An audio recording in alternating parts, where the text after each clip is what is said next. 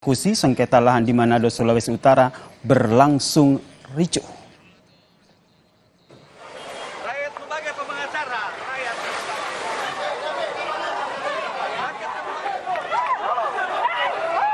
Kericuhan saudara terjadi saat Pengadilan Negeri Manado hendak eksekusi lahan sengketa berupa 9 rumah di Kecamatan Sario Manado pada Rabu pagi. Warga yang menolak hendak menghakimi kuasa hukum penggugat tetapi berhasil dicegah polisi. Warga yang tak kuasa menolak eksekusi saudara hanya mampu meratapi rumah tinggalnya yang diratakan dengan alat berat.